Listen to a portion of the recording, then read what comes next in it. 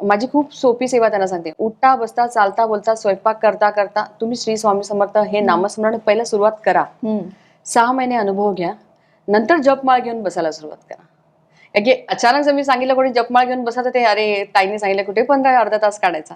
पण मी म्हणते नाही, तुम्हाला अनुभूती हवी तर मनातून नामस्मरण करायला सुरुवात करा. मी कुठे आहे, काय आहे, ट्रेनमध्ये आहे, बसमध्ये काही फरक पडत नाही.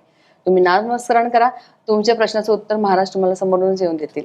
आणि ते तसं होतं. येऊन सांगतातही की ताई आमचा प्रश्न सुटलेला आहे.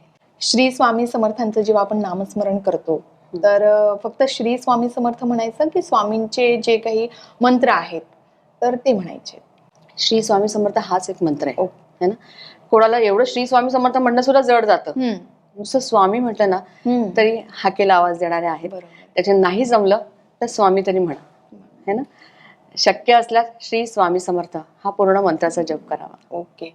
आणि तो फक्त म्हणत राहायचा म्हणजे तो अनगिनत अनगिनत कसं आपण प्रत्येक मंत्र जप करतो 108 वेळा म्हणतो किंवा 1000 वेळा तो सिद्ध केला जातो, तर असं काही आहे की आपल्याला सिद्ध करायला लागतं? ऍक्च्युली कसं असतं ना, मंत्र जप जे असतात, आता सिद्धचा तुम्ही प्रश्न काढलाच आहे त्याच्यामुळे मी सांगते की बऱ्याच वेळा असं असतं की एखादा मंत्राचा जप मी 108 वेळा केला म्हणून सिद्ध नाही होत. बरं, है ना. ऍटलिस्ट तो 1.25 कोटी व्हायला लागतो तेव्हा तो मंत्र जाऊन सिद्ध होत असतो. बऱ्याच वेळा काय असतं की आपल्या मागच्या जन्माची पण जर्नी असते, तेव्हा पण मी काहीतरी ते जप केलेले असतात. म्हणून तुम्ही आपण ऐकत असाल की एखाद्याला 6 महिन्यात इफेक्ट आला, एखाद्याला वर्षात आला, एखाद्याला महिन्यातच आला. ती जपाची संख्या त्यांची पूर्ण झालेली असते आणि तो मंत्र सिद्ध झालेला असतो आणि त्यांना त्याचा इफेक्ट यायला स्टार्ट झालेला असतो.